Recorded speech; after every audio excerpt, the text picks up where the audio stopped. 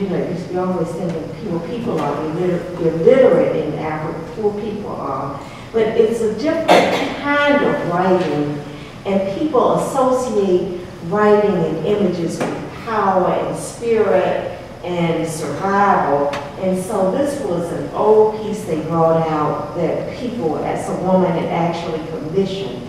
And she said, you know, like the snake is lucky. So she commissions the snake image, which is that long strip down the center with arrows. And she wants to wear that every Thursday because that's the day she saw the snake, the good luck snake. And so she goes, she takes her desires, wishes to the fabric painter, and that's how work is commissioned. One of the ways it's commissioned.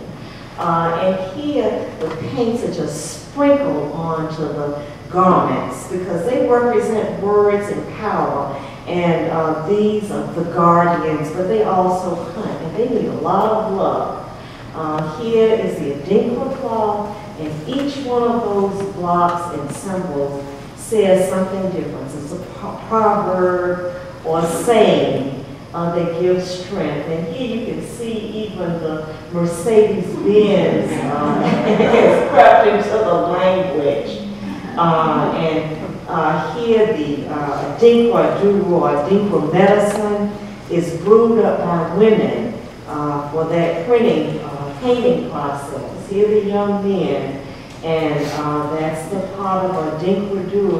And the same symbols. Here's a stool for one thing. You see it here. When you see it in the stools, you can see it on houses, you can see it on clothing, on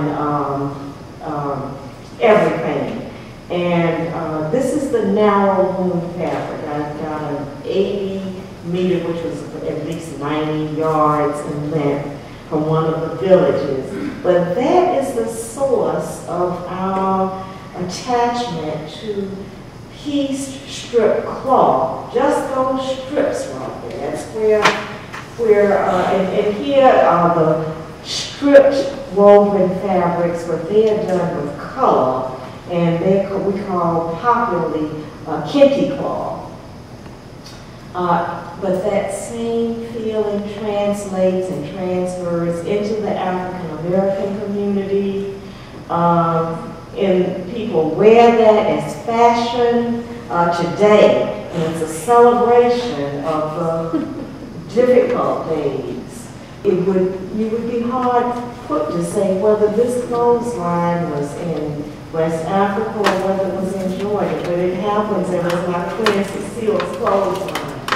And in Abidjan, people sewed the fabrics together, made head wraps, and this was probably the most humble example of Zaza.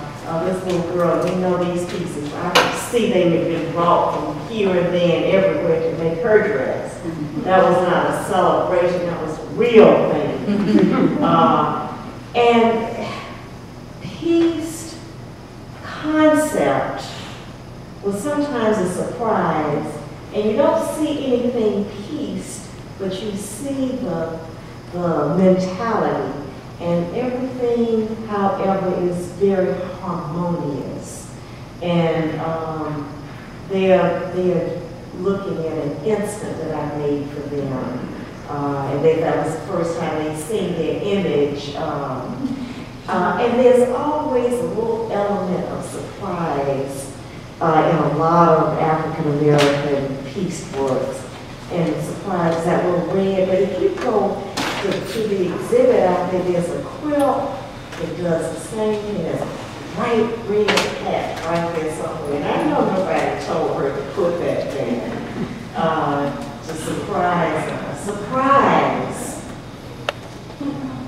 I was very disappointed when I bought piecework to find that this whole cloth was really just pieces of cloth, and somebody had then batiqued the cloth and sold it to me. I felt like I had been bamboozled for a minute.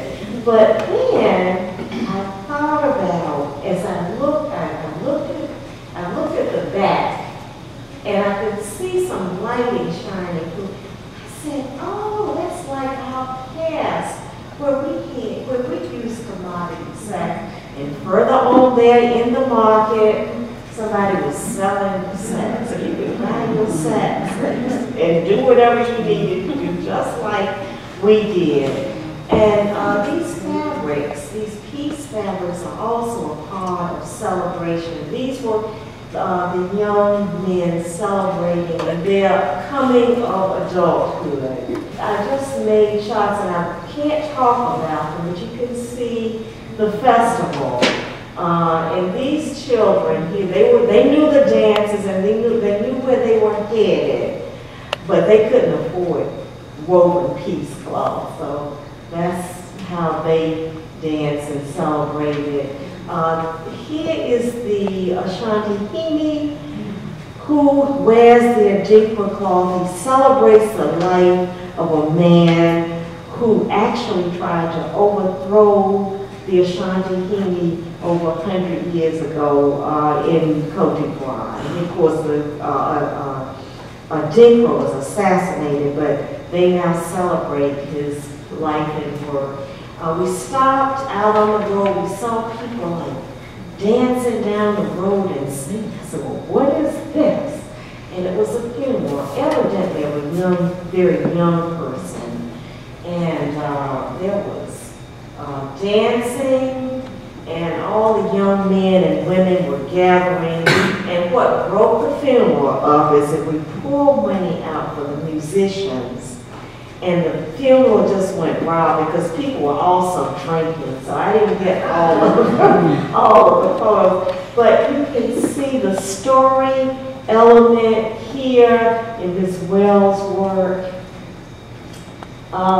Here is Dahomey applique, which a lot of people attribute to being the inspiration for Harriet Powers, but it was applique everywhere, but here it has evolved into a garment in the market. Because this photo was, I copied out of a book, it belonged to somebody, but I had to do it and bring it to you because this is the only way you were going to, I was going to show you, because I'm not going to Benin to photograph, but this is the way they look. They sit in front of an old palace, and they make these appliques every day. And there's an example of Dahomey applique. But there are other appliques. These young men traveled, they were from Mali, and that was their applique costumes. They were acrobats.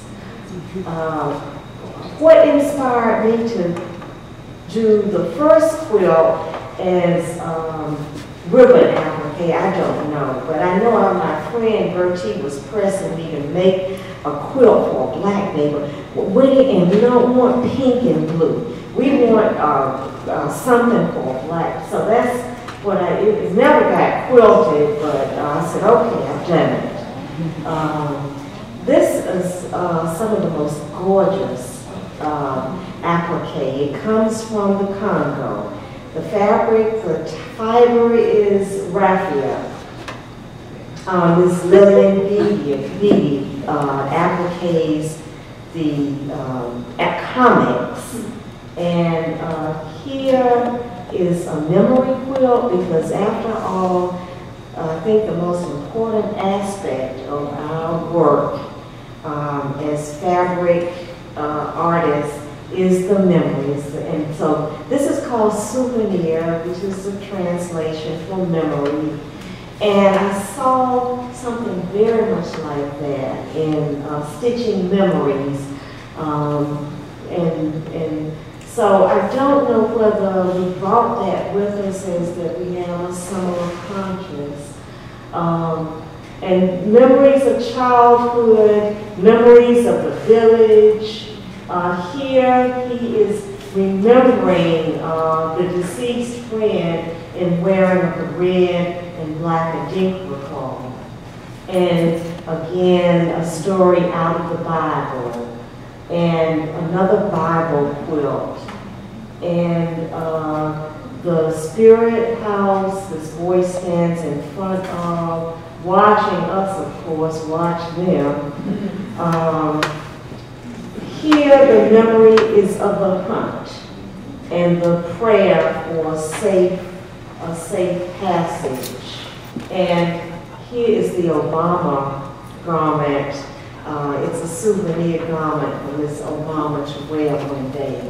And the boots represent the fallen, the the test, the ABC configuration is our America's shame. I think how we are trying to teach our children about the world, and teaching them to prepare for the standardized test.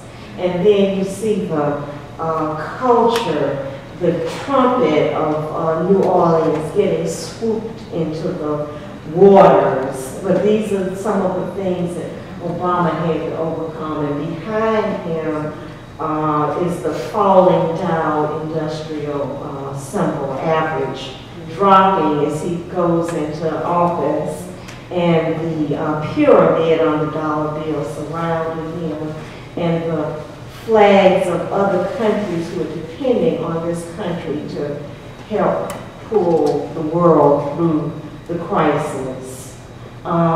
It's a story of creation that I have translated onto fabric through a mud painting on the Spirit House. And the men who tell the stories about women who wear their stories about the sea and the earth and the mountains. And they said that, even with all the wives that men have sometimes, they stay related, and there's a tender part through the whole marriage because the men and women exchange their gifts, and her gift to him is her best spun cloth, and his gift to her is his best woven cloth out of her spun fabric, and out of her spun threads. And it's the memory of the past and the prince who has risen from the very difficult days, and of my neighbor who hung this thing up for me to photograph, not knowing, I mean, they probably didn't treasure that at all. It was just something to keep you warm. And of course the women who can cite every piece of cloth in there. That was my daughter's dress, and that was my son's last time he was in the 6th grade. And this was all before the cloth was getting ready to wear the shreds. And for me, it's like all in black and white that I got to read my stories, because I want to make sure that people remember what we experienced, especially when we wanted to try to learn to read and write. And we, still need a lot of help.